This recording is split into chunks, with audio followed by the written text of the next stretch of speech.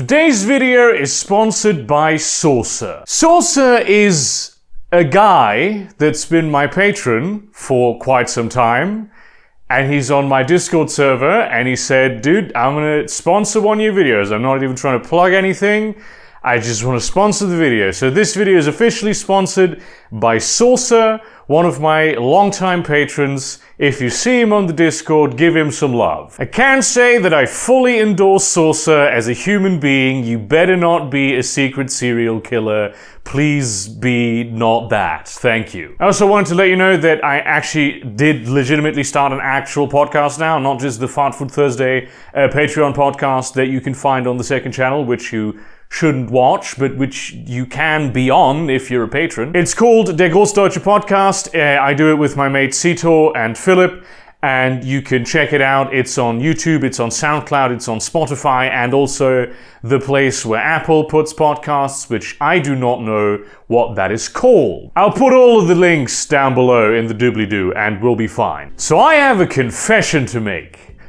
I'm really into legal dramas. By which I mean not like Judge Judy reality TV courtroom bullshit, but like actual legal dramas with lawyers and courtrooms, but also the kind where it's like the police and it's a lot about the procedure and the things that are happening surrounding the thing, the bureaucracy of the law, so to speak. I also really like police thrillers. The more psychological, the better. And that is exactly the kind of thriller that the Criminal series of series is. Now, this is one of the most interesting bits about this show, right? It's not just one series, there's different series with the same name and the same aesthetic. It's the same show that is run by Netflix, but it's set in various different countries. The UK, there's one in Germany, there's one in Spain, and there's one in France, and presumably they are also largely produced there. They are certainly done by actors from those countries and done in the languages of those countries, though they come with dubs and subtitles galore, so you can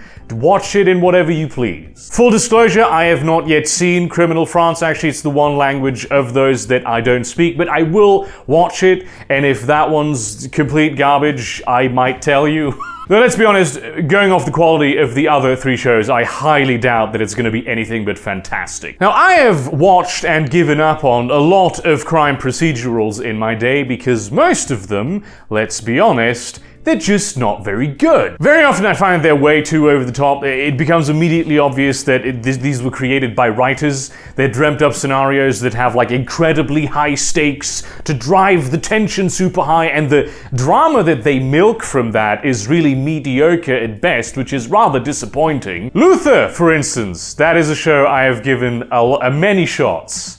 I have tried to watch it many times, and it has never worked for me. Like, one of the first episodes there is just some dude kills like 20 cops, and it's not even like, it's just Luther's team trying to solve it and trying to hold on to the case, and they have to do it and save their fellow coppers. There'll be a national emergency immediately. Criminal does not do this. Criminal does not try to play absurd stakes. They do not construct like unrealistic scenarios. They are extremely grounded and realistic with how they approach this shit. And as a result, I'm pretty sure this is the most dramatically intense crime procedural that I have ever watched. It focuses entirely on character interactions and drawing as much drama as possible from that. There's no gunfights, there's no explosions, it's just people conducting a criminal investigation. There's a significant variety of different kinds of cases that they run with, and I have seen like a lot of fictional criminal cases,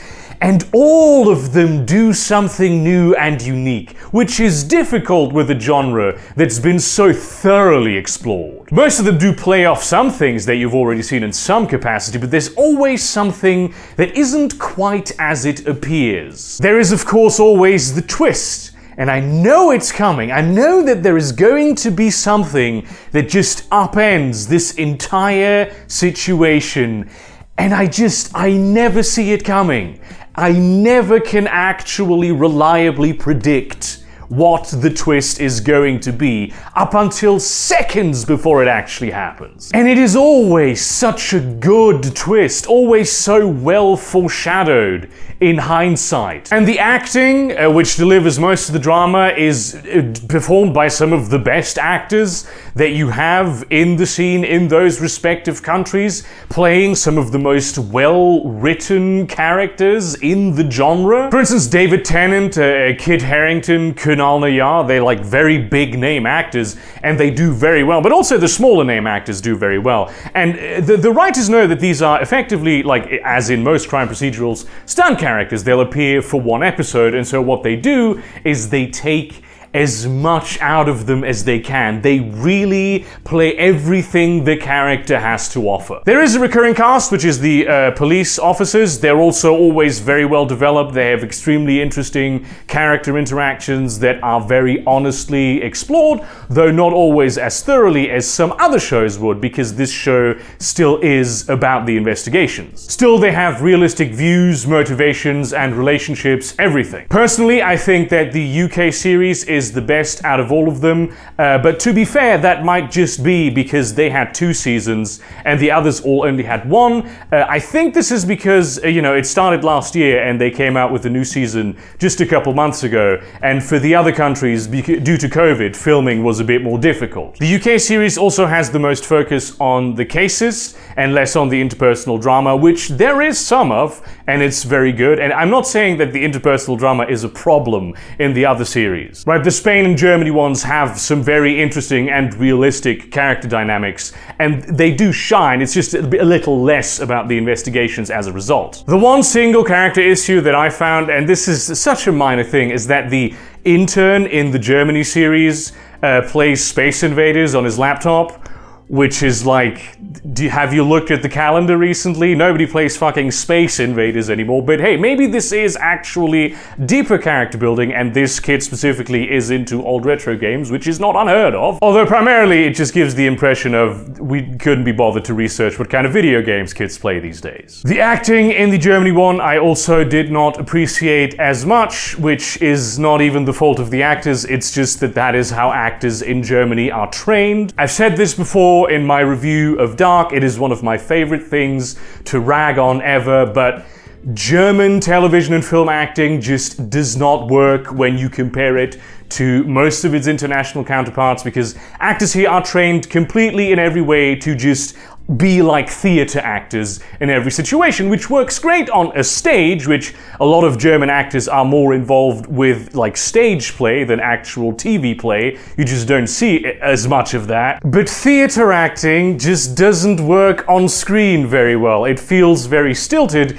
and I still don't understand why Germany has not gotten that message. It is, however, some of the better German language acting, which is why I will forgive this show for that entirely. I have seen that this is the case with most of the German language internationally produced Netflix shows. They tend to be on the better side of the whole thing. Now, here is the big kicker about this show, the thing that I haven't told you thus far. This is the thing that makes this show truly unique. It all takes place in 3 rooms. There's the interrogation room, there is the observation room on the other side of the mirrored glass of the interrogation room, and then there's the hallway where they have a snack machine, and they have a drinks machine, and they have a stairwell, and they have an elevator. And all 4 of the series, set in different countries, use the exact same set. It's the same architecture, the same furniture, the same layout,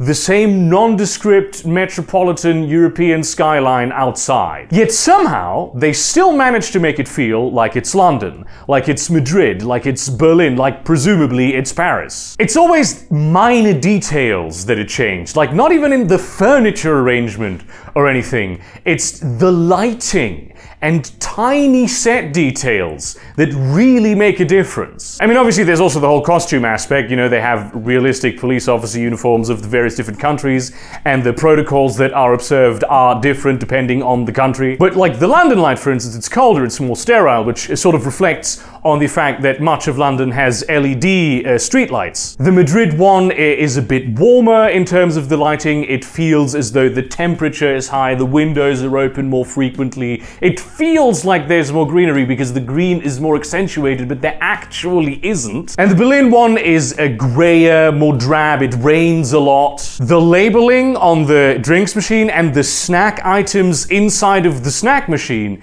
they change. They change to a loadout that would be appropriate for any given country, but that's it. I know this says a lot about society and postmodern architecture and how it makes everything the same all over the world, but frankly, I don't care. Just the ability to give this sort of national individual flavor with such minor limited details, it's so amazing to me. Which really seems to be like a meta theme with how this show works, is they have very little and they do a lot with it. One of the best things, I think, even, is that most of the episodes sort of run in real time. Maybe there's like a time skip of 1 or 2 minutes where nothing really happens, but there's no major like location changes or big developments that would even necessitate having like hours or days of in-between time. It's all about the conversation happening in the interrogation room, and the entire show